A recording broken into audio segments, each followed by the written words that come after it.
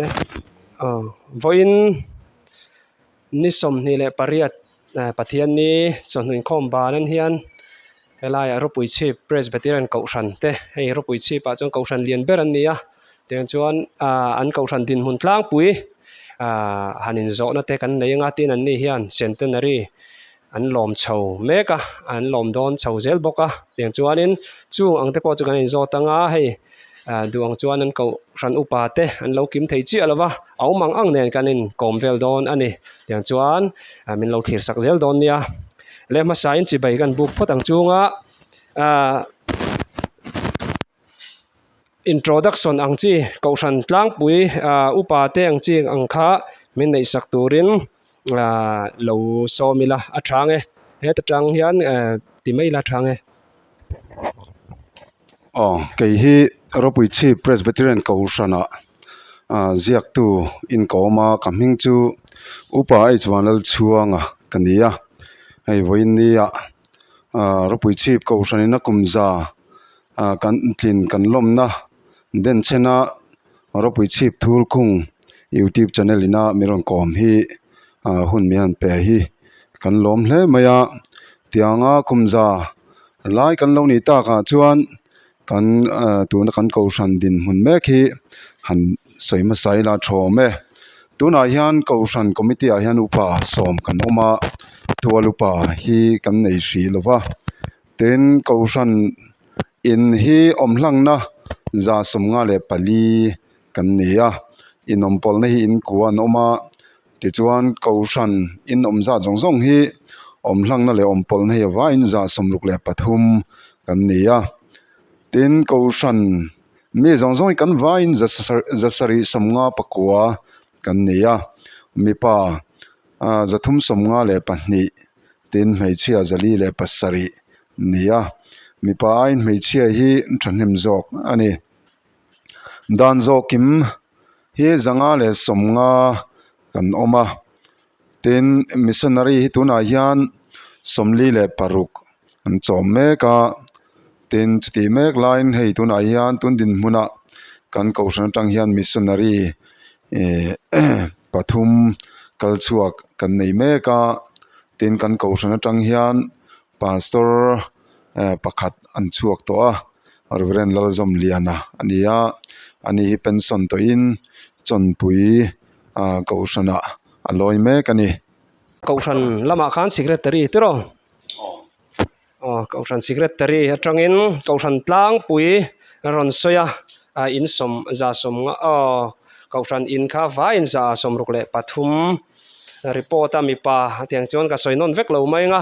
te chon member thanem tok tak an omani ti kha chu achiang reng maya tiang chuanin kausan hianin uing ang chi kha helai kausan hian thalai kan tiang chi uing ang chi kha ading kim vek em ang chi nge min an thil them kausan secretary kha kan zot le lok nge kausan committee hnuaiah hian department ang zo in ti mai taila Christian Thalai Paul branch dinga tin kausan hmeichhia committee an awm boka kausan Pawlai Paul an awm boka tin hemi hnuaiah hian committee peng hrang hrang an tinan Christian chhungkua an tiang chi te Light and Sound sub committee ti te chutiang chuan committee peng hrang hrang engemaw zat hemi hnuai hian an awm boka chungte chu ni alo mome ding kim thei veka chip chiar taka hanin zo na hun om lutuk lo wang kan zot lutuk lo mai nga kabul nei zo ka thu kanan zot chawanga introduction te po man ron nei mai sela ming te kausana committee ate din munang chi vel khan nei turanga ila chung chu ron soi mai sela athange tiang chuan kausan helaya centenary lomdon nia khang an lom chhodan turang chi vel in pu cha nang te khang ang chi sang sang hei an ni hi han hriat thuaka chuan in o rei ve viau maya khati ang chi velang te tin an hmalak dan tlang pui ang chi kha min an soisak don sela atang tiang chuan a hming te ani nang chi te kha min an soisak bok sela thang e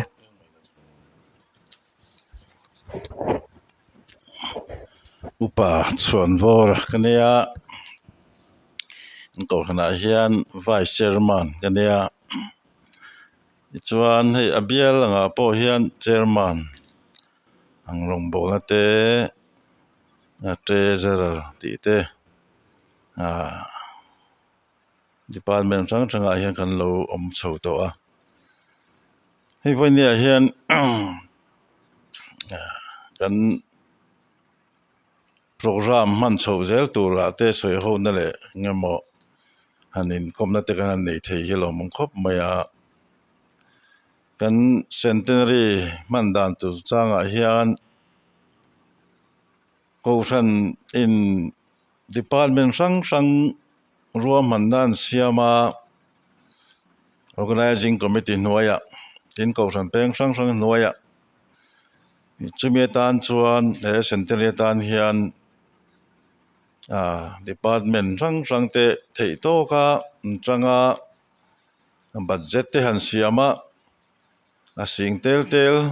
budget han siama ruam man na nei ania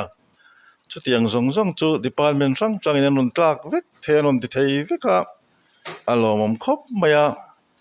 he centenary mang tur hian ru alomom khop maya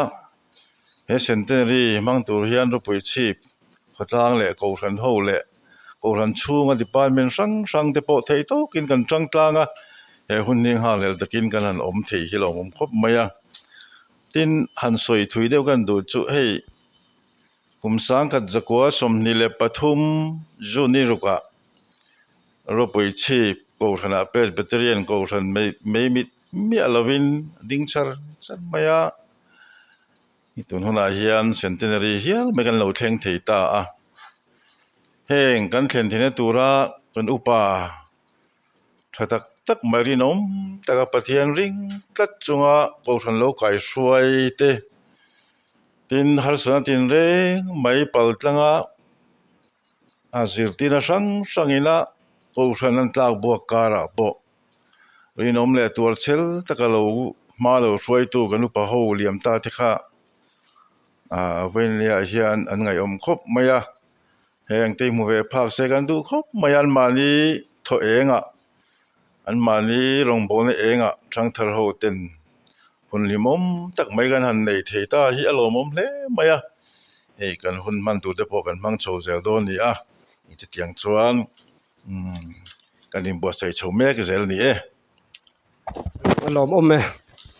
jun ni ruk sang ka jako somni le pathuma helai ropui chip presbyterian ko ran ading ni ti kha kan thria a teng chuan alom dan tur lai vela kha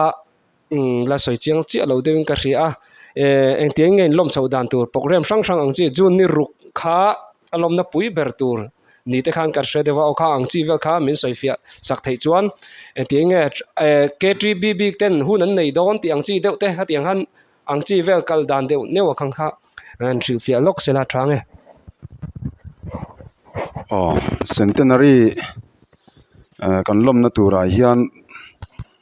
ko ran committee te po hianin ruam man na fel fai tak nein ruam man na siama hemi tan hian centenary organizing committee adina chumin hoya chuan sub committee peng sang paruk pasari vel lai an ruam man lea hemi centenary kan lom na tura tan hian budget a po cheng nuai nga kan han da kan budget ba ka hian han man mai tur sumeng mo zat po reserve alom bokani ti kha kan soima sadua ti chuan program and sub committee ten program te han ruam mana kanun man dan tura hian voin ni somni le pariat mai sa ni somni le pathum atang hian jun ni ruk sani somni le pathum thole ni hemi ko chung hi centenary kan lom na program tan ruam han na an siama ti chuan hemi kara hian olom mia lovin program te department sang tenen kan an siam howa pathian ni voin hun tian ko ran pumin a hon na te kan han neya kan han siama tho tan ni naktuk me ni somni le pakua tho tan ni a hian KTP ten an mani program ro manang angin hun an manganga chun le zana tin thole ni a hian ko fran mei chia ten an mani program ro manang te an han siam an an neya tin ni lai ni a ko fran pumin hun kan an mang lenga tin ni lai tho tan ni nga ni hi ko fran no ten pumin kan manganga centenary rally antia khochung hi ko fran mi puin kong kan zo don ani tin dor kona atopna hun kan hmanga chunga te chuan thu soina hun te kan nei anga program te porwa man ania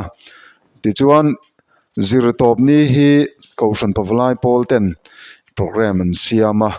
ani program siam chu kan hmanga inrin ni tunkar inrin ni hi no pang Sunday school lamin no pang Sunday school pualin hun kan hmang chho ve lenga ti chuan pathian ni hei hi ko fran pumin hun kan an hmang lenga tho tan ni mei june ninga hei ko fran hlim ni kan tia variety program angin hun kan hmanga ti chuan chhun zanin program an siama tu june ni rukhi alom na ni pui beratan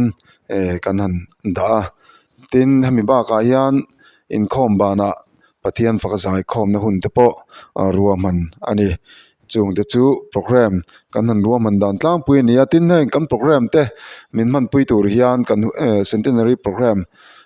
kan lomna hun man pui tur hian sinod lama tang reverend si zoram moya senior ES Mizoram Sinod kan somanin hun miron man pui thei hlau maya win lama choma le chanhu a hun te an neya tin kan ko sana tanga pastor om chun reverend lalzom lianan zanina hun voin ni somni le pariat me sani somni le pathum pathian zanin khoma hian hun mang bokanga chutiang chuan min helai ro pui chi bial chunga pastor lawam to helai bial lowong to pastor zong zong te po kan soma ani hian hun te po anon nei thei vek don ani mel ani tin hemi ba ka hian helai ko ran lo loi to zong zong te media kaltlangin kanan soma anon mang thei tura po kanan ngaya tin tun hun me ka po helai YouTube channel kaltlang po hian he kan hun man tura hian helai ko ran biakin lo loi to zong zong te he hun min man pui tur hian kanan som ngal chu ni boxela thange alom ome ka ko fran secretary in ron te po kha an rom man ang khan thata kan man thei te po kan an du sak pui ani kai ni pon yang chuan kan an zot lenga sial kha nimin an khan kai thlem rup kha nia yang chuan sial man kha to ve viau tura kan an ngai chung te chu kan an zot le tin khoi khuwa ami nge anan kai kha men thil lok sila thange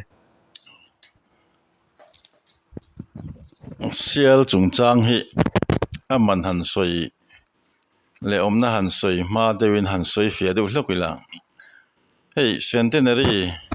kumzetlin lomna ko ran ho ina kan lo thling ve ta hi ko ran committee in tin nge niang le kan lomang le nge ran kan eyang antia anupa te pani anupa senior te pani upara chinga le upala zo la hian sial hian soi deuh hleka sial nge mai han tal hi anti dewa kanupa then ka ten upa senior te du na chu kan ti hlo tling tura lom an tia mun sang sanga min han phone kuala han be kuala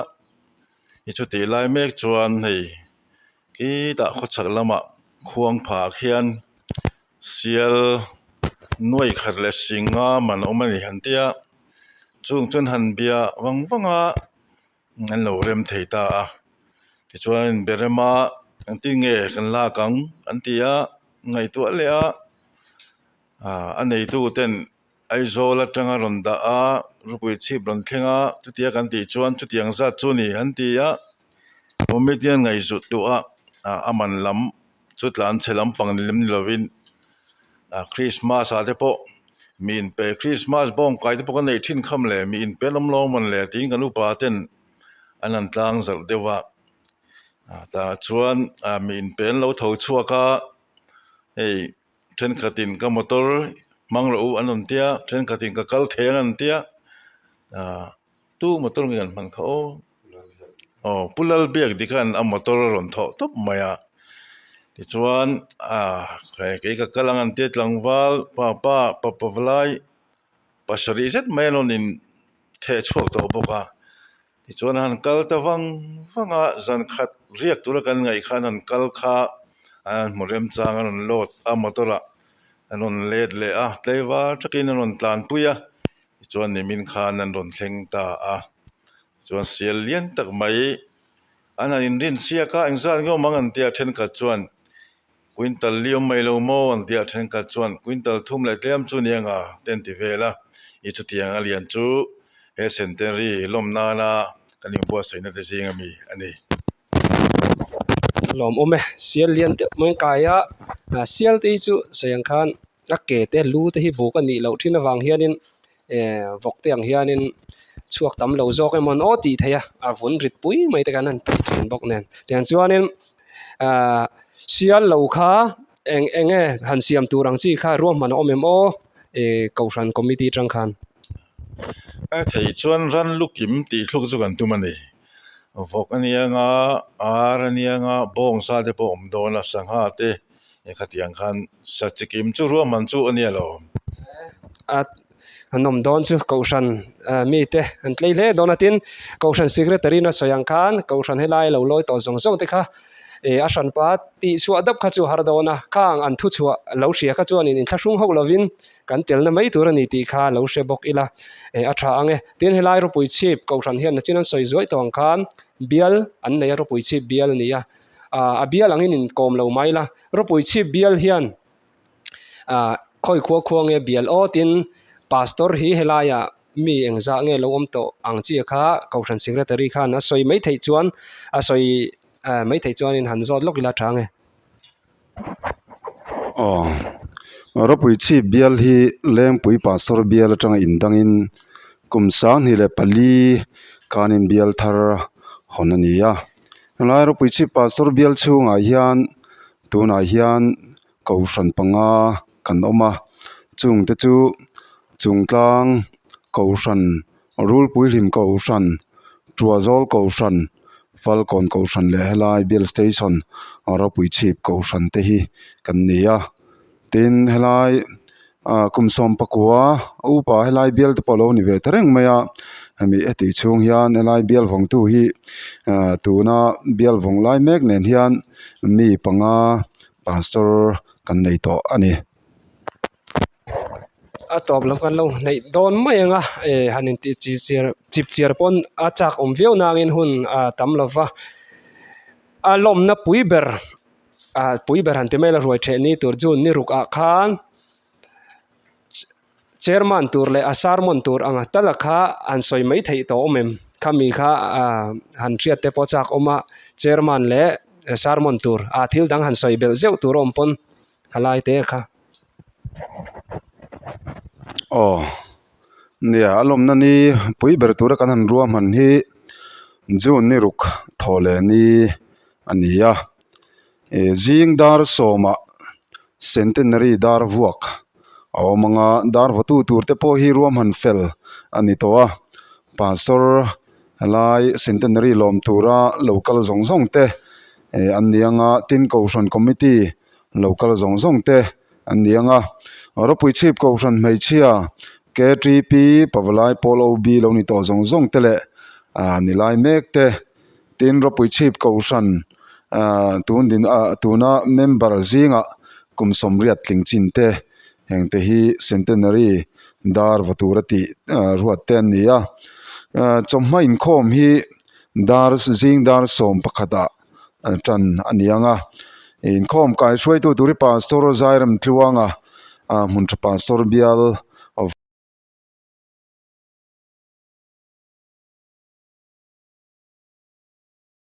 te pawh kha an ruam man ang khan tha tak an man thei te pawh kan an duh sak pui ani ke ni pon chuan kan an zot lenga sial kha nimin an khan kai thlem rup kha nia chuan sial man kha to ve viau tura kan an ngai chung te chu kan an zot le tin khoi khuwa ami nge an ke kha me an thil lok sila thange sial chung chang hi aman han soi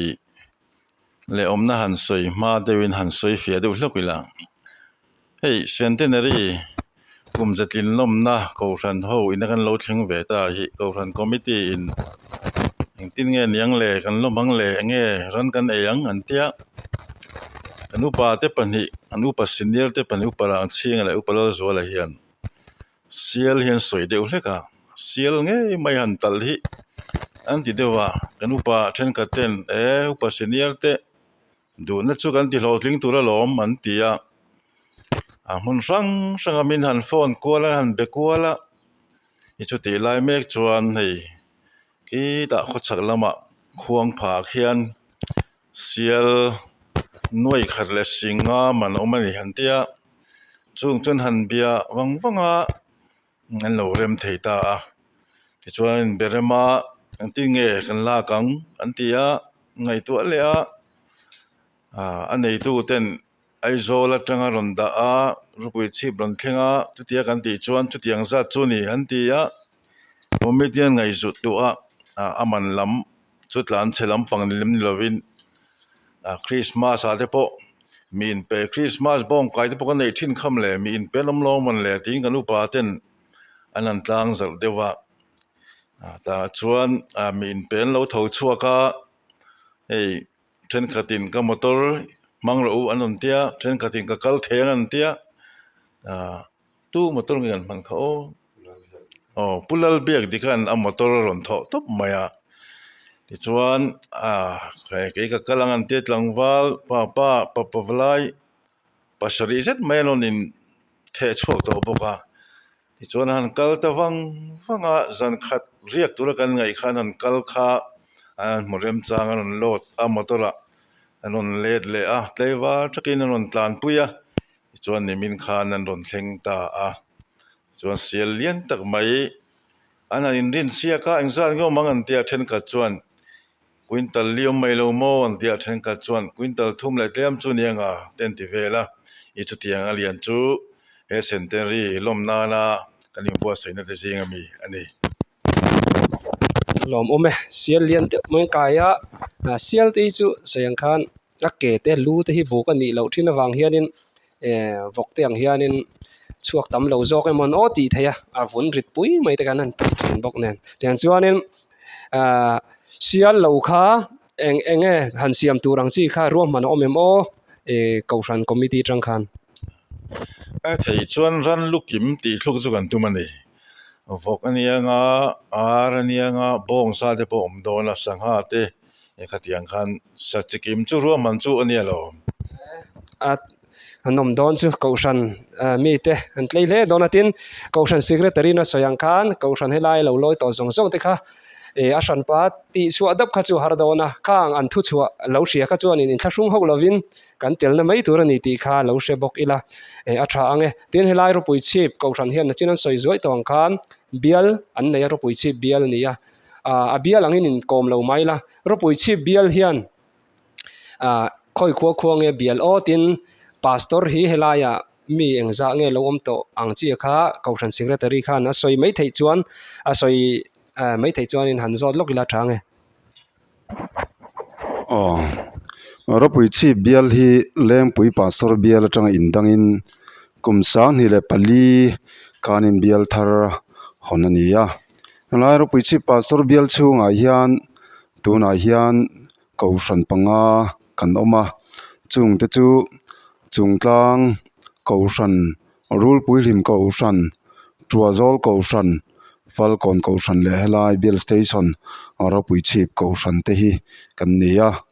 tin helai kumsom pakua upa helai bial te polo ni ve tereng maya ami eti chung hian helai bial vong tu hi tuna bial vong lai mek nen hian mi panga pastor kan nei to ani a top lam kan lo nei don mai anga hanin ti chip chiar pon a chak veo nangin hun a tam lova a lom na puiber puiber han ti mai la ruai the ni tur jun ni ruk a khan chairman tur le asarmon tur anga talakha an soi mai thei to mem khami kha han riat te pochak oma chairman le sarmon tur thil dang han soi bel zeu tur om pon halai te kha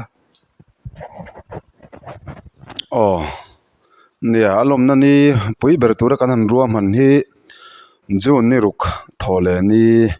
ania jing dar soma centenary dar vuak awmanga dar vatu turte po hi ruam han fel ani towa pastor alai centenary lom tura local zongzong te anianga tin kousan committee local zongzong te anianga ropui chief kousan meichia KTP pawlai pol OB lo ni to zongzong tele nilai mek te tin ropui chief kousan tuna member zinga kumsom riat tlingchin te hengte hi centenary dar vaturati ruat ten nia chomma in khom hi dar zing dar som pakhata tan anianga in khom kai shwai tu turi pastor zairam tluanga muntra pastor bial of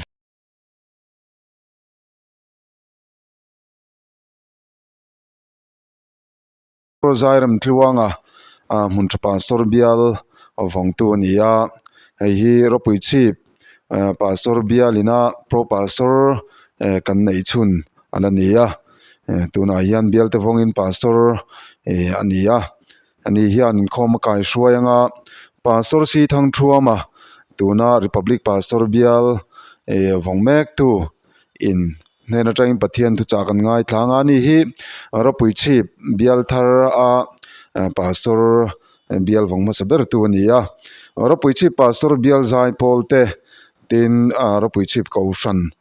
zai pol pui om don bok ani tin hemi dar zing dar som pakha in khom tan anianga hemi in khom zolama hian pathian faka zai khom om lenga chon dar thuma ropui takin centenary ruai buat sai ania helai a hian centenary lom tura rongkal zong te kan zawaya he centenary ruai kan buat sai hi min kilpui turin kanan som vek chewa tin zan lama hian in khom lo om lenga chairman hu palaram zawa ani hi hemi centenary kan lom na tura organizing committee chairman ania pastor gospel thanmoya tungvel bial tu pastor ani hi thusoi tur anianga ani hi ropui chi pastor bial vong to tu ani boka ropui chi pastor bial zai pol tele ropui chi kousan zai pol te zai bokanga in khom bana hian pathian faka zai khom na om le don bok ani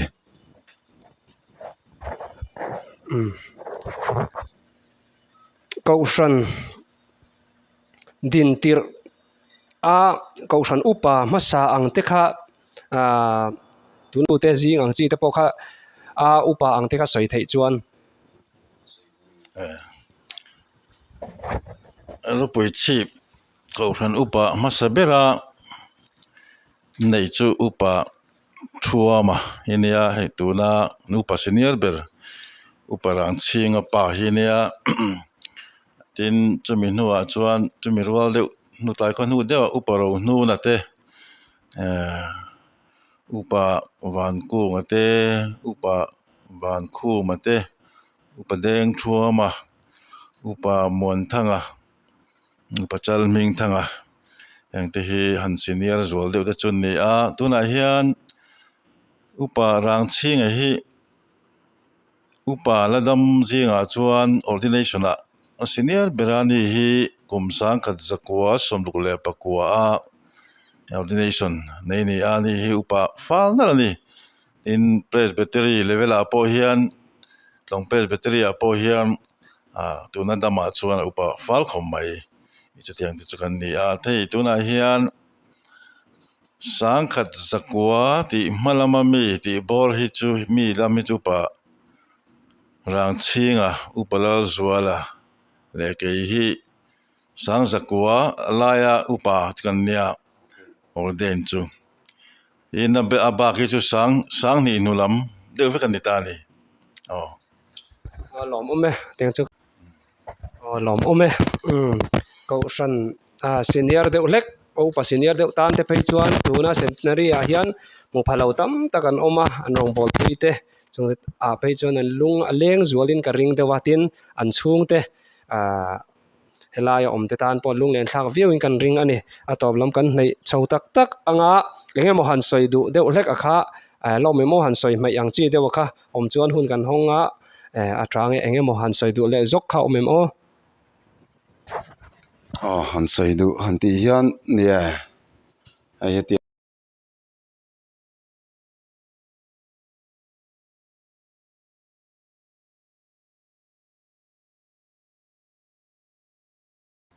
han sei du han ti hian nia ai tiang hian centenary lom turin kanin buat sai chawa pathian khongaina po ko ran ho ten kan dong na sa len kan ria tin chu mai pia lama centenary han lom tur chuanin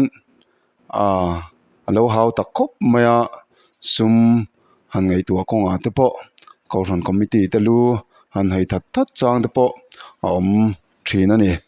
amai ro chu heng kanin buat sai na zong zong a hian ko ran ho te kan tho ho na a thale maya tin ko ran ho te in pek na san zia te po alang a mu thei viaun kan ria heng zong zong a hian pathian min hruaina awang ani kan ti lo thei lova ko ran ho te kanin pum khat zia te kanan hmu hian kan lom tak meu meu ani ole hei chop chil deuh mai kan ei kom ania kei pawh kan ni thawa ni pawh ni thawa han tong ba deuh emaw khatiang te pawh kan an nei a kanga khan thlir tu te pamin lo hre thiam ula kan an chop chil deuh hleka han man hmo dewa hun te tai deuh boka tiang chuan an ni ko hran te helaya ropui chipa ko hran lian ber an nia tiang chuanin ko hran an din namasa tei chu khi ta ropui chip khoma sa ti mai la veng chak a khan niang atero ko hran kha mi din lai kha chuan tiang chuanin nia hei secretary hian an lo thleng ta a chuan ni pon hmalaman pan zela biak in te pawh hi sak that te pawh hemi hnulama hian tum ni te pawh kha kan hria a kalai te khan soi zok sela tiang chuan kan inkom na chu kan ti top don nia ne hei centenary ma deuh chiak khan committee kan biak in te pawh hi kan ling to lo ve ei aya tha sak te hi hun to lo mo ti na rela committee chuan sak that anga ye isa thang u mai ro chu centenary te hian lom zo photila hi chung huna chuan biak in thatak nadin chodon ne ti in ro mana chu kalpui me kani an kalpui chho zela ko hran chak tak an nia biakin nal deuh mai ropui chi